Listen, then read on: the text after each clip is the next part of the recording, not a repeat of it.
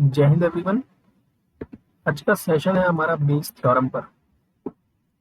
सबसे important point वही कि आपको पता होना चाहिए सबसे पहली बात बेस थ्योरम कहती क्या है, एंड सेकंड चीज इसकी एप्लीकेशंस क्या है। क्योंकि जब तक हमें ये नहीं पता होगा कि हम कहाँ पर कौन सी थ्योरम अप्लाई करें, तब तक हमारा क्वेश्चन हमसे नहीं बनेगा। इससे ठीक पहले वाले सेशन में आपने टोटल प्रोबेबिलिटी पढ़ी थी और उससे पहले आपने कंडीशनल प्रोबेबिलिटी पढ़ी।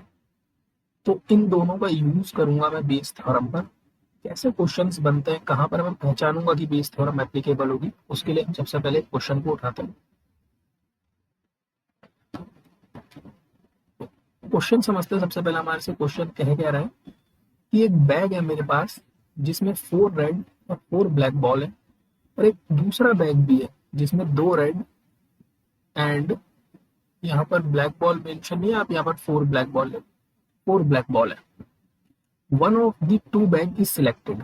आपने इन दोनों बैग में से कोई भी एक बैग सिलेक्ट किया। देखो कहानी क्या है, कहानी यह है कि आपके पास एक बैग और एक बैग आपके पास ये है।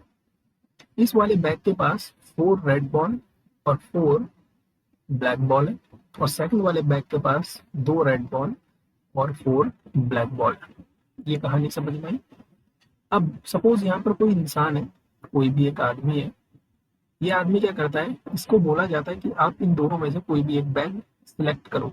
तो अगर आपके पास कोई भी 2 ऑब्जेक्ट है, तो इस वाले ऑब्जेक्ट की मतलब अगर मैं इसको E1 बोल दूं, इस वाले बैग को मैं E1 बोलूं और इस वाले बैग को सिलेक्ट करने को मैं E2 बोलूं, तो आपसे अगर ये पूछूं कि आपके पास 2 बैग है E1 और E2, तो आप मुझे ये बताओ कि E1 को सिलेक्ट करने की प्रोबेबिलिटी क्या है। What is the probability of E1। Probability of E1 बोलने का क्या मतलब है कि मेरे पास 2 बैग है, 2 बैग में से फर्स्ट वाले बैग को सिलेक्ट करने की probability yes 1/2, and in the same way second वाले बैग को भी सिलेक्ट करने की प्रोबेबिलिटी 1/2। जैसा आपने कॉइन उछाला, मैं आपसे पूछूं हेड आने की प्रोबेबिलिटी, आप कहोगे 1/2। इन द सेम वे आपके पास 2 बैग है, किसी भी एक बैग को सिलेक्ट करने की प्रोबेबिलिटी 1/2।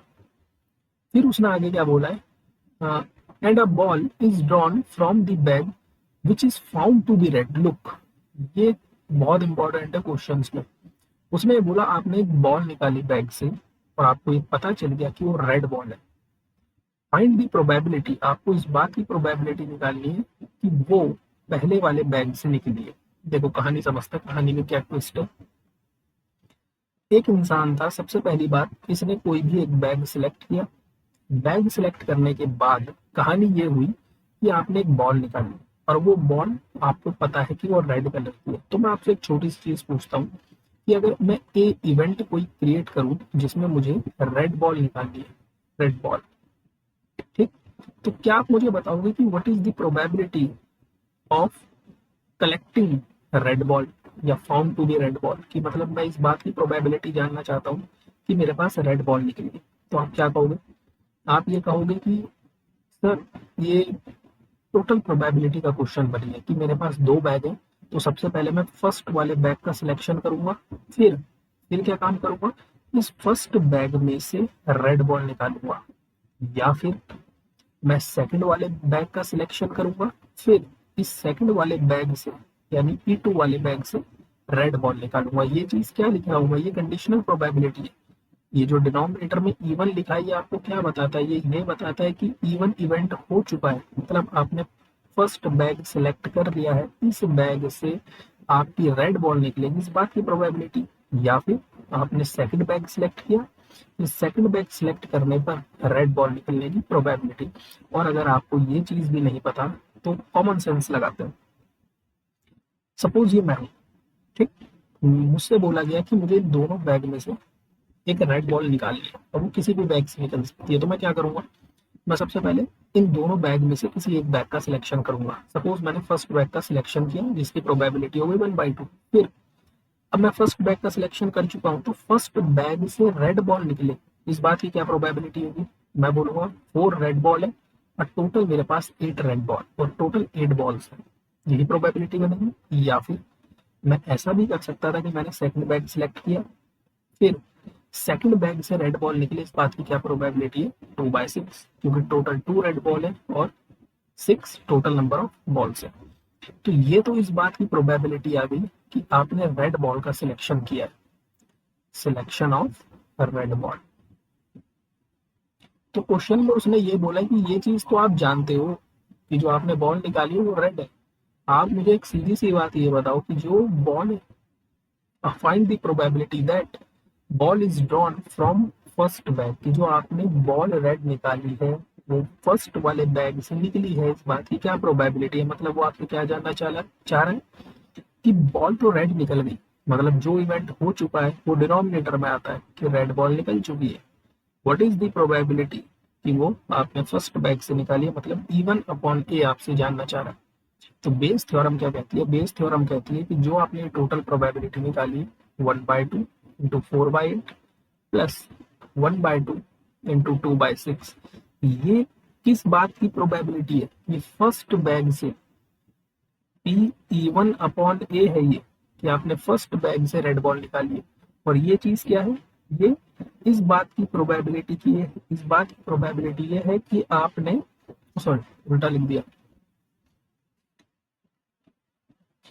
एक सेकेंड, ये फर्स्ट वन वाला आपको ये बता रहा है कि आपने रेड बॉल निकाली है कौन से वाले बैग से, सॉरी आपने इवन बैग सिलेक्ट किया है और आपने रेड बॉल निकाली है।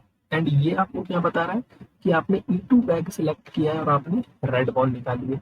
ये तो टोटल प्रोबेबिलिटी है कि आपकी रेड बॉल निकल जाएगी। लेकिन मैं इस बात में इंटरेस्टेड हूँ कि वो फर्स्ट बैग से निकले, तो फर्स्ट बैग से निकलने की प्रोबेबिलिटी कितनी है, 1/2 इंटू 4/8। तो ये आपका फाइनल आंसर बनेगा, यही बेस थ्योरम है। तो अगर मैं आपसे बेस थ्योरम को एक छोटे से कॉन्टेक्स्ट में समझाऊं तो सीधा सा मतलब यह है कि आपको एक इवेंट वो यहाँ पर देगा, एक इवेंट वो आपको यहाँ पर देगा। सबसे पहला आपसे काम ये कहेगा कि आप इन दोनों में से या तीन में से कितने भी इवेंट हो सकते हैं, आप इनमें से किसी भी एक इवेंट को सिलेक्ट करो। सिलेक्ट करने के बाद वो आपको एक ऐसा इवेंट और देगा जो इवेंट हो चुका है, ये एक इवेंट हो चुका है। फिर आपसे कहेगा कि इस ए इवेंट की सबसे पहले तो टोटल प्रोबेबिलिटी बताओ क्या आएगी। फिर जब आप यहाँ तक पहुंच जाओगे तो आपसे फिर वो रिवर्स जाने को कहेगा कि ये बताओ आपने पहले वाले इवेंट से काम किया है या फिर दूसरे वाले इवेंट से काम किया। जैसा भी जस्ट आपने क्वेश्चन देखा कि आपके पास एक बैग यहाँ पर था, एक बैग यहाँ पर था, यहाँ पर भी कुछ रेड बॉल और ब्लैक बॉल थी, इधर भी कुछ रेड और ब्लैक बॉल थी। तो सबसे पहले उसने आपसे क्या काम करवाया, उसने आपसे रेड बॉल की प्रोबेबिलिटी पूछी। तो उसने बोल दिया कि रेड बॉल आ चुकी है, मतलब आप बैग के सिलेक्शन से लेकर के रेड बॉल निकलने तक पहुंच चुके हो। अब वो आपसे ये कह रहे हैं कि जो रेड बॉल निकली है ये फर्स्ट वाले बैग से निकली है, इस बात की प्रोबेबिलिटी बताओ, मतलब रिवर्स प्रोसेस। ठीक, अभी हम क्वेश्चन करते हैं, बहुत इंटरेस्टिंग है, आपकी एनसीईआरटी का ये। This one is nice problem, बहुत प्यारी प्रॉब्लम है, आपके सारे माइंड के तार खोल देगी। ठीक, क्वेश्चन क्या कह रहा है, पहले तो इस बात इसको समझते हैं हम कि आपके पास एक मल्टीपल चॉइस टेस्ट है, एक स्टूडेंट है, वो या तो इधर नो द आंसर, या तो वो आंसर जानता है या फिर वो आंसर गेस करता है। देखो दो बातें हो गई, तो मैं दो चीजें लिख रहा हूँ कि या तो वो आंसर जानता है, नो द आंसर, इसको मैं E1 कह रहा हूँ, और या फिर वो आंसर को गेस करता है, इस बात को मैं E2 कह रहा हूँ। ठीक, देखो या तो आप आंसर जानते होंगे या फिर आप आंसर गेस करोगे। उसने ये बोला है कि let 3/4 be the probability that he know the answer. वो आंसर जानता है, मतलब know the answer means E1, probability of E1 is 3/4, ये उसने आपको गिवन करवाया। And 1/4 be the probability that he guesses the answer, अगर वो बंदा गेस करेगा तो इस बात की प्रोबेबिलिटी है 1/4। ये बात क्लियर है। आपके पास एक क्वेश्चन आया, इसको प्रैक्टिकल माइंड में भी चलते रहो। एक क्वेश्चन आया आपके पास, मैंने चार ऑप्शन दिए ABCD, और अब इन चारों में से आपको या तो इस क्वेश्चन का आंसर आता होगा या फिर आपको इस क्वेश्चन का आंसर गेस करना पड़ेगा। तो आपको आंसर आता है, इस बात की प्रोबेबिलिटी 3/4 है, और आप आंसर गेस करोगे, इस बात की प्रोबेबिलिटी 1/4 है। अब assuming that a student who guess the answer will be correct, मतलब आपने आंसर गेस किया और वो करेक्ट आ गया, इस बात की प्रोबेबिलिटी 1/4 है।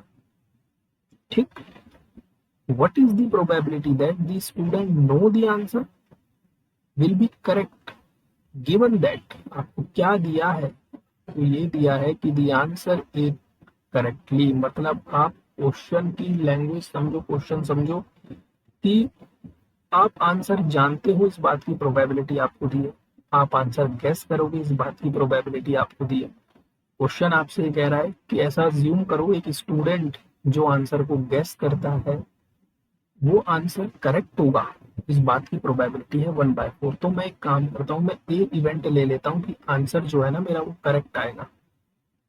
ठीक, अब कहानी की शुरुआत करते हैं। आप ध्यान से देखो, वो ये कह रहा है that a student who guess at the answer will be correct is with the probability 1/4, मतलब आप आंसर गेस करोगे और वो आंसर सही होगा, इस बात की प्रोबेबिलिटी 1/4 है।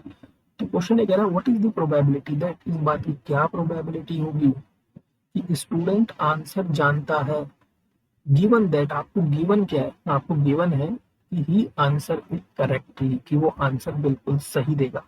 तो आपको ए तो बता दिया उसने कि आंसर बिल्कुल सही होगा, और आपको निकालना क्या है, नो द आंसर।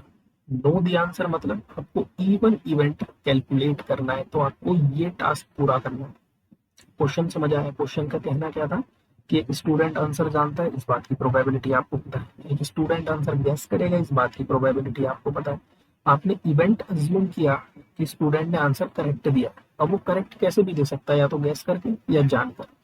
आपको प्रोबेबिलिटी इस बात की निकालनी है कि स्टूडेंट ने आंसर दे तो दिया है सही, लेकिन वो आंसर कैसे सही दिया है कि वो उस आंसर को जानता है। आपको इस बात की प्रोबेबिलिटी फाइंड आउट करनी है। तो सबसे पहला टास्क तो यह है कि आप पी ए कैलकुलेट करो, टोटल प्रोबेबिलिटी, कि भाई स्टूडेंट आंसर बिल्कुल करेक्ट देगा, इस बात की क्या प्रोबेबिलिटी है। तो मैं कहूंगा देखो, सबसे पहले क्या पता स्टूडेंट आंसर जानता हूं, और फिर जब स्टूडेंट आंसर जानता है, इसके होने पर करेक्ट आंसर की क्या प्रोबेबिलिटी है, या फिर स्टूडेंट आंसर गेस भी कर सकता है, फिर स्टूडेंट के गेस करने पर, यानी E2 हो चुका है, गेस करने पर करेक्ट आंसर आएगा, इस बात की क्या प्रोबेबिलिटी है। ये है टोटल प्रोबेबिलिटी किसी भी आंसर के करेक्ट होने की। सो पी इवन उसने आपको प्रोवाइड करवाया 3/4 इंटू, यहाँ पर ध्यान से समझो, इवन इवेंट ये है कि स्टूडेंट आंसर जानता है। जैसे सपोज करो आपको मैंने एक क्वेश्चन दिया और मैंने उसका आंसर आपको बता दिया कि इसका ऑप्शन बी सही होगा। अब मैं आपसे कहूँ कि आप ये बताओ कि आप आंसर सही दोगे, इस बात की क्या प्रोबेबिलिटी है, तो आप बोलोगे सर मुझे तो पहले से ही आंसर पता है, इसका आंसर बी है। मतलब इस बात की पूरी 100% श्योरिटी है कि आप आंसर बिल्कुल सही दोगे, मीन्स प्रोबेबिलिटी कितनी आएगी 1। ठीक, या E2 कितना है 1/4 इंटू, आप अब की बार गेस करोगे और गेस करने पर आंसर सही दोगे, इस बात की प्रोबेबिलिटी उसने आपको प्रोवाइड करवाई है 1/4। सो जो टोटल प्रोबेबिलिटी आ गई वो कितनी आ गई 3/4 प्लस 1/16 मीन्स एलसीएम आपका 16, दिस इज 12 प्लस 1 मतलब 13/16। This is what, this is total probability कि आपने आंसर सही दिया है, ये इस बात की प्रोबेबिलिटी है। लेकिन क्वेश्चन में आपसे ये नहीं पूछा है कि आप आंसर बिल्कुल सही दोगे, क्वेश्चन में ये पूछा है, देखो ऊपर कौन सी चीज आएगी कि आप आंसर जानते हो, नो दी आंसर, मतलब ऊपर इवन वाली चीज आएगी, मतलब ये क्वांटिटी ऊपर आएगी। ठीक, और टोटल प्रोबेबिलिटी कहाँ आएगी, नीचे आएगी। सो बेस थ्योरम अब आपसे क्या कहेगी, अब रिवर्स प्रोसेस। तो बेस थ्योरम के अकॉर्डिंग ये जो चीज आपने लिखी है 3/4 इंटू 1, ये ऊपर ऑन 13/16, सो ये 4 जा 16 हो गया, तो आंसर इज 12/13, ये आपका आंसर हो चुका है। So hope you like this video, thank you so much, जय हिंद जय भारत।